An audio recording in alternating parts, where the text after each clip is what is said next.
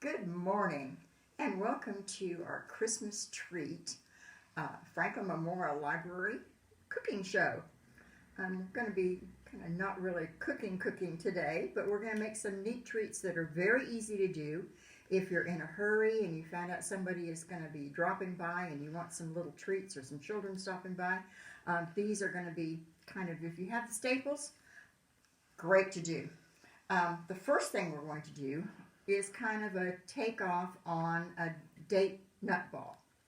And instead of using dates, we're going to use apricots. And when I told my husband about this recipe, he went, "Ew, I don't like apricots." Well, until you jazz them up, and then they're pretty tasty. And we are going to put in 3/4 of a cup of apricots, and to kind of help the food processor along, we're going to cut them in half because they are dried apricots, and that's what makes this kind of nice, because you can just kind of buy a package and stick them in the cupboard, and there they are. And these are wonderful for kids to munch on. They're so good for them. Lots of vitamin C, and especially in the wintertime. So we're just going to cut those up into chunks, and we're going to toss those into a food processor, like so. Then we need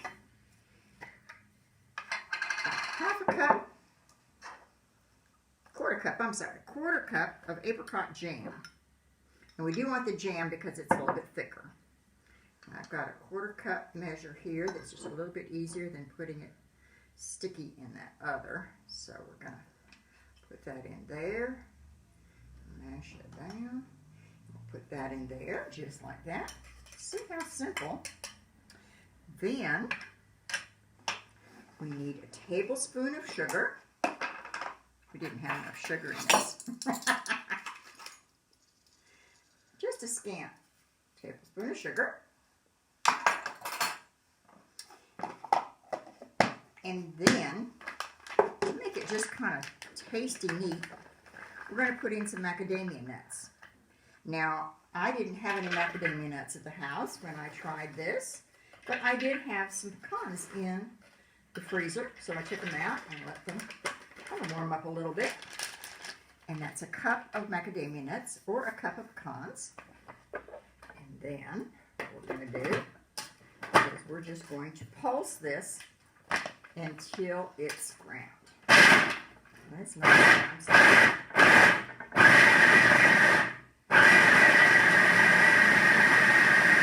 There we go.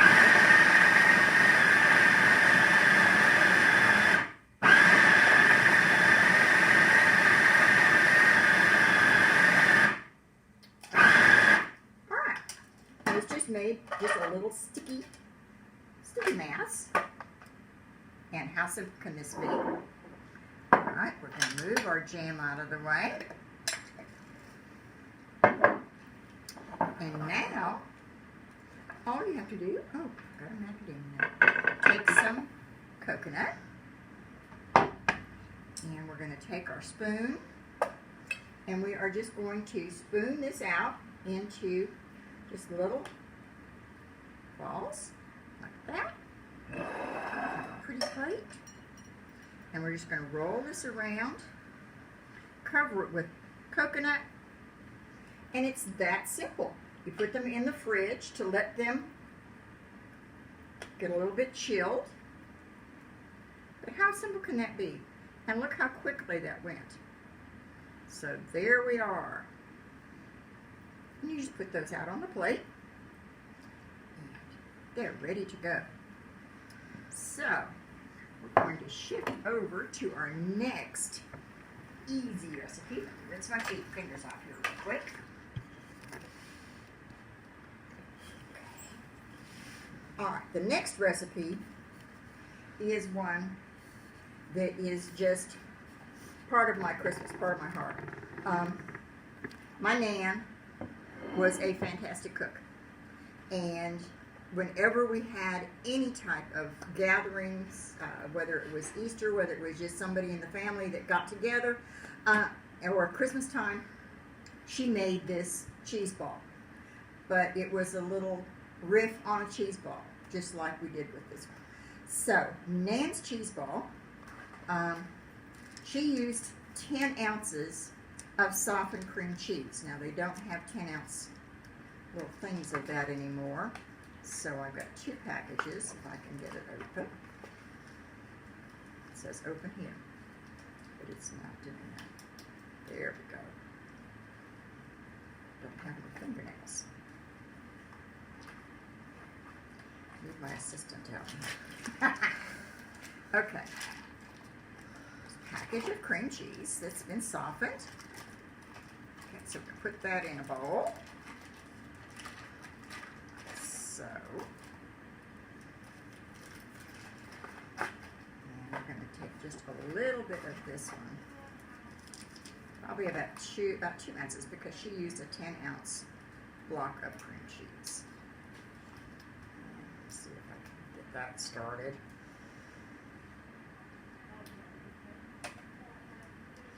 But Nan always had special things going on, and when my daughter was about 3-4 months old, we went to Alaska, and she wasn't eating solid food yet, of course.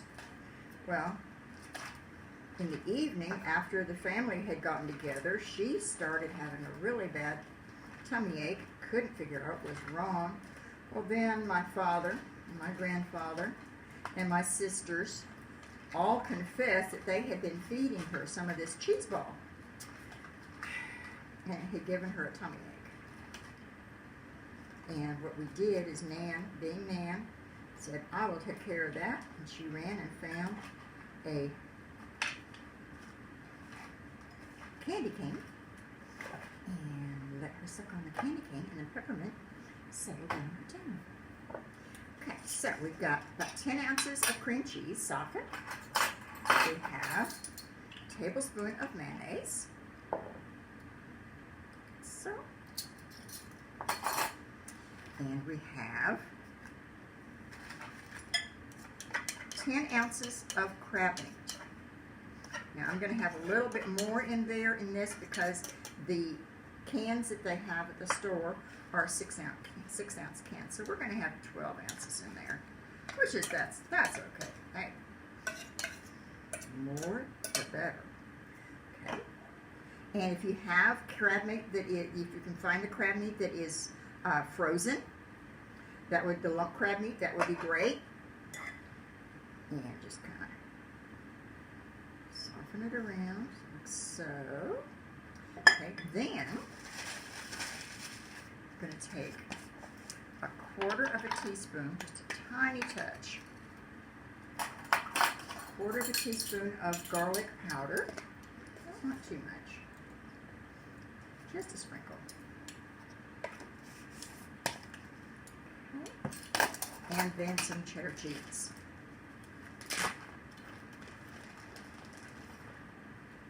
Start to mix this up before I put the rest of the cheese in. Mix it all together.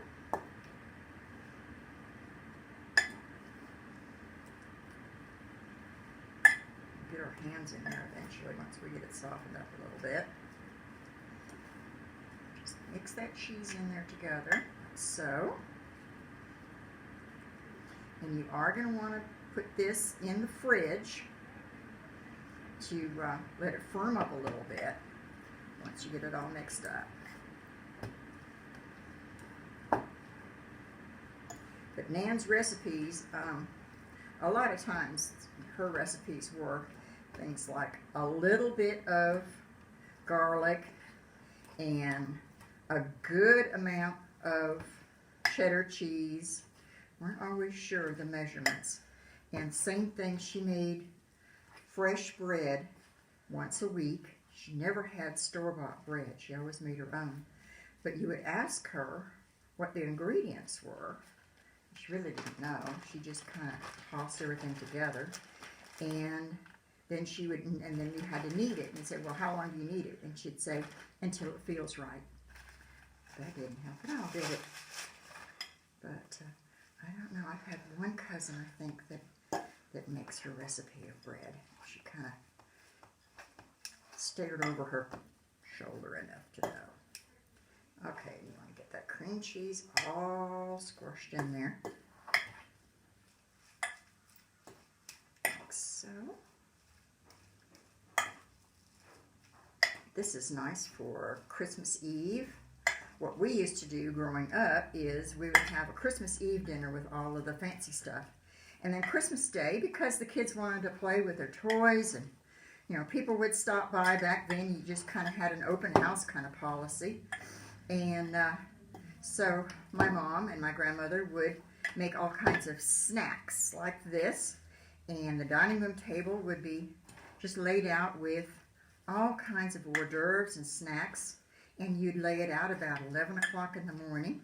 And it would just stay there. And you just add things as the day went by. And whoever stopped by could just snack as they want. Okay, now what we're going to do is very gently, we are going to form this into the cheese ball, like so. Okay, put it on our plate, there, okay, got that right there. Okay, and just before you serve it, now we have to remember we have to put this in the fridge, but just before you serve it, you're going to take some cocktail sauce and take your cocktail sauce and pour it over the top, and then serve it with Ritz crackers or any type of little fancy crackers. And it's just wonderful. Okay, that, and see, that was very simple. And you had four or five ingredients, counting the garlic. Not bad at all. So now do something just kind of pretty and fun. So put our cheese ball down. Go and wash your hands again. I do have a Lysol wipe here to get all of this off. Whoever thought that Lysol wipes were going to be our best friend? Okay, our next project is something you can do with the children. It can be a family project. It'd be so much fun. And basically what we're going to do is we're going to take donut holes, and we have just a little foam cone, and we've wrapped it with foil, and we have toothpicks, and I've got some powdered sugar just to kind of sprinkle over the top. And then we want a little bit of color in this, and so I didn't have any mint. My mint, for some reason, kind of gave up the ghost and died. So I just have some rosemary that I cooked up, my rosemary, and we will put that on there. So let us open up our, there we go. Okay, and our toothpicks. And this is just so pretty. All right, and what we do is just very simple. We take a toothpick, and I'm thinking, oh no, it's going to take the whole thing. Okay, put the toothpick in and start at the base, and just put the toothpick right into the donut hole. And you want a tiny piece of the toothpick so that when you take the donut off to eat it, you can grab hold of it a little bit better, but not too much. And you just go all the way around. I'm going to do one side so that you can see what it looks like. And there is a picture of this on our webpage so that you can see what the finished product look like. But these donut holes that we've got plain, and we have cinnamon sugar, and we have white powdered sugar. Now you could do all powdered sugar.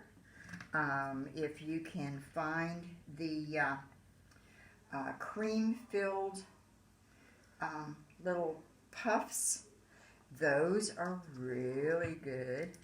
You have to make that and eat it really fast, though, because you've got whipped cream on the inside of the puff, so you can't just let it sit out.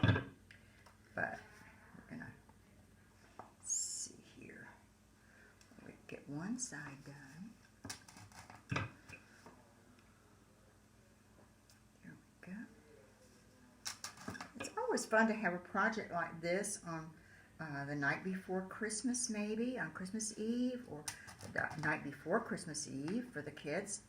And especially now when families can't get together the way that they used to. You know, it's nice if you have at least some projects for you and the children to do. And so you go all the way up the tree, and then take a little bit of greenery, whatever you happen to have. And what we'll do is you just put it in between. Put it in between, like so. And you could use cinnamon candies and some, if you've got some frosting from a project that you were doing, you could put cinnamon candies and frosting on them to make little red berries in between.